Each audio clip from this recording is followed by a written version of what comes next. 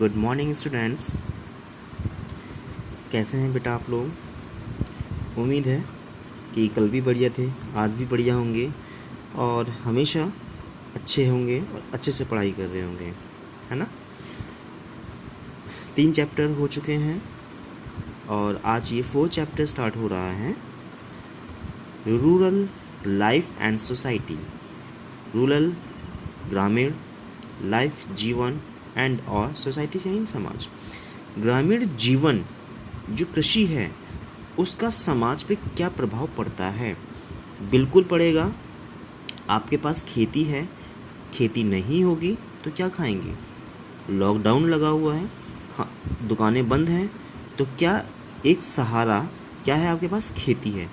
तो यानी खेती आप कर भी रहे हैं, आप उससे खा भी रहे हैं और आप सामने वाले को बेच भी रहे हैं, तो समाज पे क्या पड़ता है? इसका प्रभाव पड़ता है।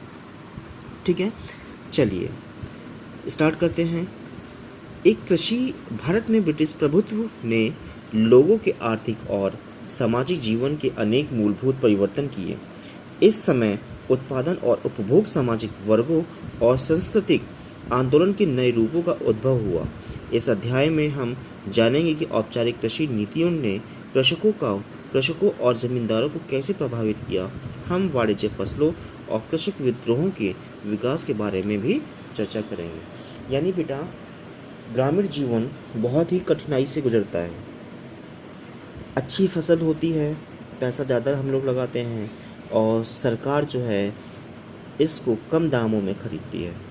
चलिए सरकार तो सही दामों में खरीदती है, लेकिन जो बिचौलियाँ हैं, मीडिएटर, दलाल जो बैठे हुए हैं, वो आपसे क्या करेंगे? कम में खरीदेंगे और ज़्यादा में बेच देते हैं।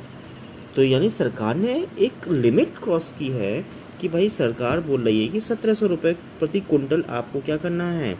गेहूँ बेचना है, सरकारी रेट है। लेकिन वो लोग आपसे कितने में लेंगे? 1700 रुपये में नहीं लेंगे, आपसे 1600 रुपये में लेंगे, 1500 रुपये में लेंगे। और वही आप जो मंडी में, अब वो मंडी में आ गया तो उसने 1700 की जगह 1800 रुपये कुंटल, 1900 रुपये कुंटल कर देते हैं। ये इससे आपको फ़ायदा नहीं मिल पाता है।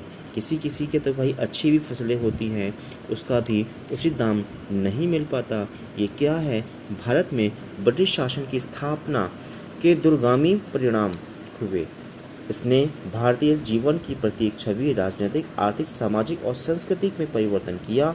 इन नीतियों का मुख्य उद्देश्य कंपनी के लाभ में वृद्धि करना और भारतीयों का शोषण करना। बिल्कुल, यानी दलाल, बेटा ध्यान से समझना इस एग्जाम्पल को, ध्यान से समझो। यानी 10% में क्या हुआ? दलाल ने खरीदा, किससे? आपसे। यानी बी ने 10% से कोई वस्तु खरीदी ए से, और यही बी ने इस 10% वस्तु खरीद कर सी को 22% में बेच दी। तो बेटा कितने का मुनाफा कमाएगा बी? 12% का ना, 12% का ना भाई। 10% क्या हुआ? 22 में से आप 10 निकाल दो, आपके पास कितना परसेंट बचा? 12%। यानी जो बेचा है इसने 10% निकाल के उसका मुनाफा, एक्स्ट्रा मुनाफा 12%। यही होता है कि उपनिवेशों समझा उनका लक्ष्य ब्रिटिश व्यापारिक वर्गों, पूंजीपतियों और निर्माताओं की आवश्यकता की पूर्ति करना था। व्यापारिक नीतियों ने हथकरघा उद्योग, हथकरघा मतलब जो हाथों से बनते थे, जैसे कि मटका हो गया, सूत काटना हो गया, कपड़े बुनना हो गया, आधुनिक उद्योगों की स्थापना करने की अनुमति नहीं दी गई और भारत औद्योगिक क्रांति के मामले में पीछे छूट गया। इसने भारत को अविकसित और पिछड़ा हुआ छोड़ दिया। अब आइए भू राजस्व। भू राजस्व मतलब ज़मीन पे जो हम लोग टैक्स चुकाते थे।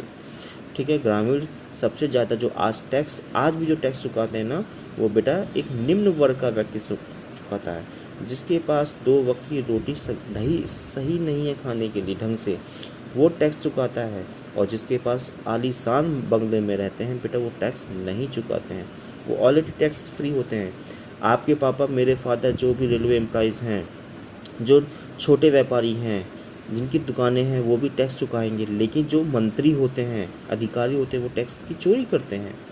इसीलिए लाया गया जीएसटी। ठीक है, जीएसटी। लेकिन इस जीएसटी के लिए जो आपके मंत्रिमंडल होता है विधायकगण होते हैं वो भी फ्री होते हैं। आगे सर्वप्रथम कंपनी ने राजस्व एकत्रित करने का अधिकार प्राप्त किया। ब्रिज क्षेत्र में बढ़ोतरी के साथ ही एक एकत्रित धन में वृद्धि हुई और भू राजस्व देने की आय का सबसे बड़ा स्रोत बन गया। इस आय का एक भाग इंग्लैंड की सरकार को समान स्वरूप दिया गया।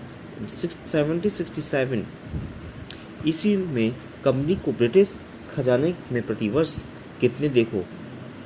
प्रतिवर्ष ब्रिटिश खजाने में कहाँ से, भारत से $4 लाख देने पड़े। इस राजस्व का एक भाग भारत में व्यापारिक सामान खरीदने में निवेश किया जाता था, जिसका को कंपनी इंग्लैंड और अन्य देशों को निर्यात करती थी। वारेन हेस्टिंग्स के ध्यान रखना, वारेन हेस्टिंग्स था के समय कंपनी ने बंगाल और बिहार में राजस्व एकत्रित करने का अधिकार नीलामी प्रणाली से किया। सबसे अधिक बोली लगाने वाले व्यक्ति को उस क्षेत्र का राजस्व एकत्रित करने का अधिकार दिया जाता था। नई प्रणाली न तो कंपनी के लिए लाभदायक थी और न ही कोई धन में उम्मीद से अधिक बढ़ोतरी नहीं हुई, न कृषकों के लिए, क्योंकि उनको नए जमींदारों ने प्रताड़ित किया। स्थायी बंदोबस्त, this is a very important topics है। स्थायी बंदोबस्त ध्यान रखना, आज मैं भी इतना बड़ा हो गया हूँ, स्थायी बंदोबस्त कभी कभी एग्ज़ाम में पूछ लिया जाता है, इसलिए जानना जरूरी है कि स्थायी बंदोबस्त है क्या। लॉर्ड कॉर्नवालिस थे। भारत में कॉर्नवालिस यानी लॉर्ड कॉर्नवालिस की सबसे बड़ी उपलब्धि भूमि कर को पुनर्गठित करना। यह 1793 ईस्वी का स्थायी बंदोबस्त के नाम से भी जाना जाता है। बंगाल में बड़ी संख्या में छोटे कृषक कृषि भूमि पर खेती करते थे। ये जमींदारों वर्ग यानी जो भूमि के मालिक थे, जमींदार को किराया देते थे। मुगलों के समय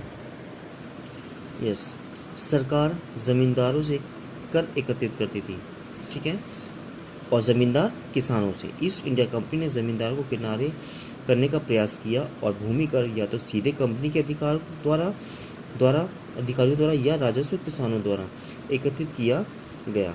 ये राजस्व किसान कृषकों से किराया एकत्रित करके सरकार को थोक रकम देते थे, यानी ये कौन है, मेडिटेटर यानी दलाल।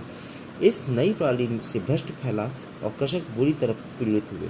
कॉर्नवालिस ने मुगलों की पुरानी प्रणाली को अपनाने का निर्णय लिया। उसने ज़मींदारों को उनकी भूमि के कानून स्वामित्व का अधिकार दिया। उसके बदले ज़मींदारों को कृषकों से एकत्रित किए गए धन का 90% सरकार को देना पड़ता था। सोचिए बेटा, 90%, यानी अगर 100 रुपये आपको फ़ायदा हो रहा है तो आप बेटा 90 रुपये आप किसको देना है, सरकार को। उस ज़माने में कृषियों के ऊपर कितना प्रभाव पड़ता था, सोचिए, ठीक है। आगे इसी को हम क्या कहते हैं, इसलिए इसे स्थायी बंदोबस्त कहते हैं। आगे यानी स्थायी बंदोबस्त के तत्कालीन प्रभाव अच्छे नहीं थे। 1769 ईस्वी में बंगाल में एक भयानक अकाल पड़ा। ग्रामीण क्षेत्र में बड़ी संख्या में लोग भूख से मर गए या गांव छोड़कर चले गए। इसके परिणाम स्वरूप जमींदारों को भूमि कर एकत्रित करने में कठिनाई हुई। उनमें से अधिकतर निश्चित कर देने में असमर्थ हुए और उन्होंने भूमि बेच दी। 1800 यानी 1800 ईस्वी के दशक के आरंभ में जनसंख्या में वृद्धि हुई और खेती होने लगी। बंगाल के ज़मींदार पुनः समृद्ध होने लगे। थोड़ा थोड़ा टॉपिक मैं पढ़ाऊँगा।